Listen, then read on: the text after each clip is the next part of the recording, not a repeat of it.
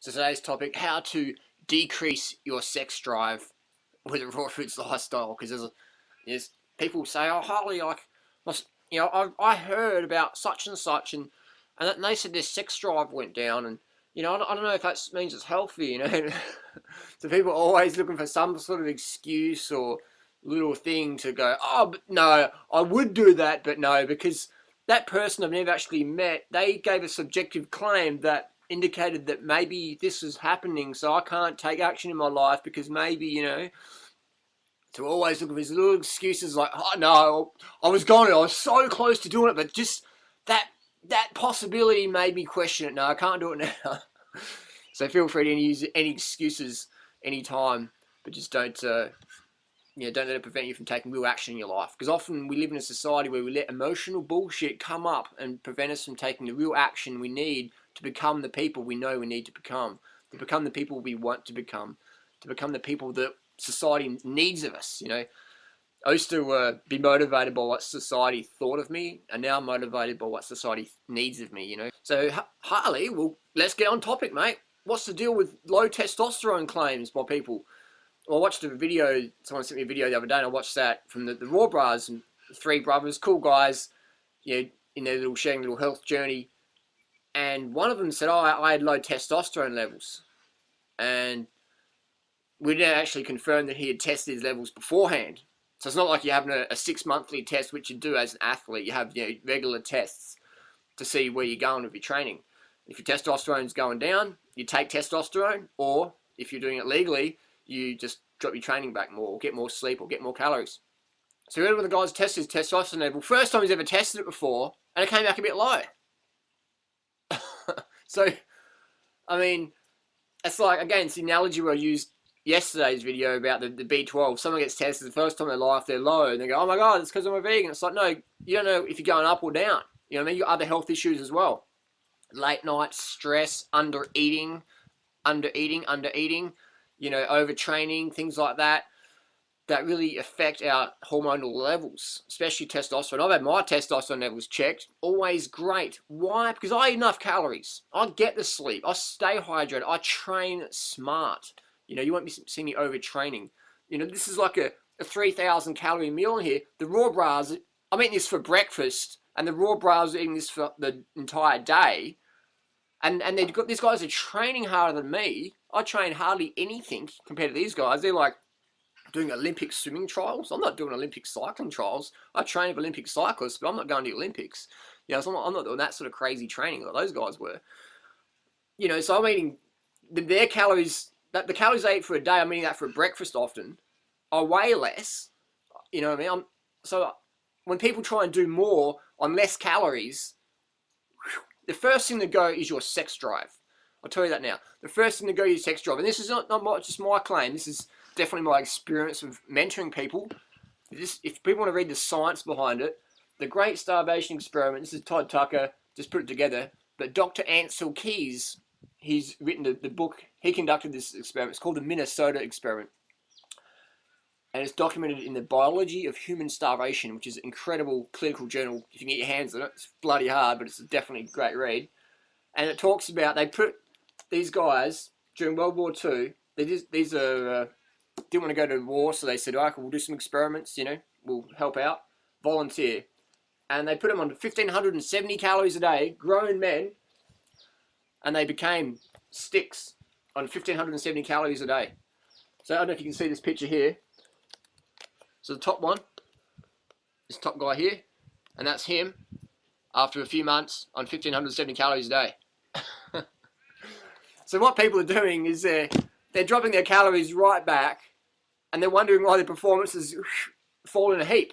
And they're doing the Great Starvation Experiment, raw vegan style. No wonder. And then they're shouting off the rooftops, I tried that thing, it doesn't work for me. It's like, it's not going to work for you if you starve yourself.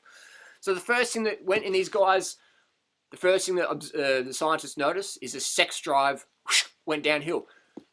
The experiment, the guys in the experiment, they were located next to a university, got hot uni chicks walking around and stuff like that, and these guys were, playing the game onto it. And then as soon as the calories got dropped down, boom, the first thing to go was interest in opposite sex. Done, finished. You know what I mean? if you don't get enough calories, you can't get your hormones going. You can't get it up. You can't get your jing happening, man. You know, so get your calories in. That's just so critical. I mean, it's so how to get your low sex drive is eat less calories.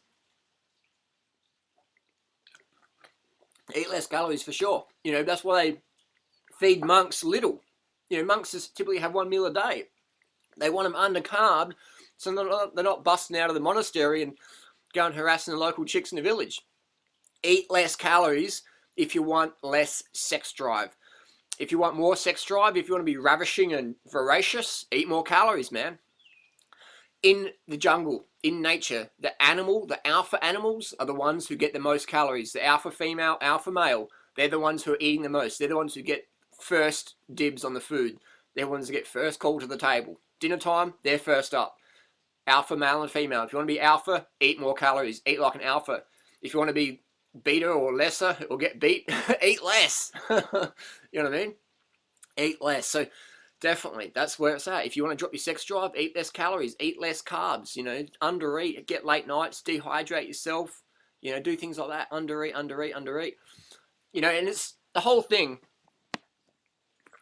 And then we've got to remember in society is that testosterone deficiency is rampant. How do I know this? How do you know this? Go to any pharmacy or any doctor and ask them, do you prescribe testosterone? Can I buy testosterone here? They'll say, yes. Where is your prescription? That's how common testosterone deficiency is. And people say, Harley, well, look, like society's getting obese. How can that be? Because everyone's getting too much fat. Their hormones are just going all whack. So carbohydrate, calories are key. When your carbs are strong, so is your dong. You know what I mean? It's reality. In nature, if you don't have enough calories, you're not going to be reproducing. So, of course, Mother Nature's going to shut down the sex drive. And we see in the porn industry, what? You're talking about porn? Yes, we're talking about porn. I've known a few porn actors and actresses, and they always sort of starve themselves a bit before they do a shot to look more ripped and lean and all that stuff. But what they notice is their sex drive just drops right down. And to counter that, they use Viagra, they use methamphetamine or cocaine to get them, you know, aroused and get them more energetic. So they look good because they've starved themselves, but their sex drive drops off. So they use pharmaceuticals like Viagra, even testosterone. A few of the guys use that, or, you know, stimulants, cocaine, meth, and stuff like that. So this is what we have to know. We have to look at the bigger picture rather than just have our little goggles on and just sort of, you know, snapshot everything. Open your mind, stand back, look at the bigger picture and observe what is going on in society versus just making blanket claims about something. Stand back and look, you know. And people say, oh, but you can't have children if you're a raw vegan. You won't be able to produce you can't have children. You know, it's sort of hilarious. Oh, that's right, there's no raw vegan parents in the world ever. You physically can't do that. It's just like people saying you can't be a vegan or a raw vegan athlete.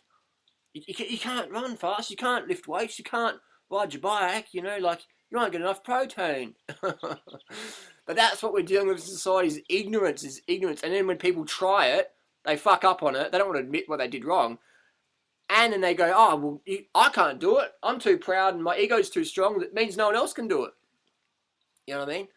No one else can do it, and don't you dare try and do it, because I'll just, you know, so whenever you break apart from the status quo and forge the path, like if you go raw, if you go vegan, you're always going to get people trying to drag you back because you're escaping from the crowd, you're escaping from the prison, you know what I mean? You're escaping from the square. Whenever you step out of that square, people are going to say, no, you can't, get back into this superfood square and this, you know, marketing square and all this hype square, and you get back into the drug taking square and all this sort of crazy stuff, you know? But when you break apart, take advice, and people get the results you desire, you succeed. As simple as that. What I notice is often people don't come to people like us who are really having a good time. Miraculously, they forget we even exist, and they go direct to the people who say you can't do it. Why? Because they don't want to do it. And that's cool. If people don't want to do something, no problems. My problem is when people make up excuses or lie or exaggerate or say it can't be done because they didn't have the courage or commitment or strategy or ethics or morals or passion or, you know, purpose to do it. That's where I sort of get a bit raised up. You know, so if someone doesn't do it, that's fine. You don't have to do anything in life. You know, all you have to do is breathe. But if you want to do something, please take advice from people getting results you desire. If you want sex drive, eat more carb calories, man. 3,000 calories is a minimum. Starvation is induced on a 1,500 calorie a day diet. starvation is induced on a 1500 calorie a day diet. So if you're eating like a starvation person or double that, you know, you're going to be just above starvation. If you want more, eat more carbs. Remember the alpha monkey, the alpha female monkeys, they're getting the most calories. So carb up, crank it out, get your early nights, and stay hydrated, and train smart versus training like an idiot. Train smart. Get your sleep, get your recovery. Hope that makes sense. That's how you boost your sex drive. And what happens when you don't eat enough carbohydrates? Your body doesn't produce enough serotonin from your carbs, from your tryptophan. So then you can't sleep properly, so your testosterone is going to be dropping down. So you don't eat properly, you can't hydrate properly, and then you can't sleep properly.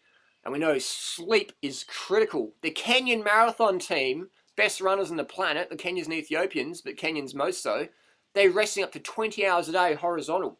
Horizontal, 20 hours a day. And people in the raw food movement are looking at how to sleep less. I do 5 hours a day. I do 4 hours a day. I do 2 hours a day. It's like there's some sort of competition in how little sleep they can get, how much they can abuse their body and get away with it for a short time. And then when things hit the fan, they go, oh, the raw vegan diet doesn't work. I don't know.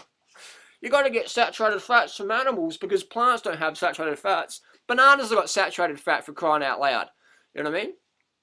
It's incredible. And then, you know, there's so much misinformation out there. Just confuse people, leading other confused people into the pit of confusion and apathy and ignorance. Continuing that. And anyone who shines any light on that darkness is, oh, you're extreme, you're radical, you're attacking us. No, we're giving a helping hand. It's time to step up, step out, and charge on. Sleeves up, do it.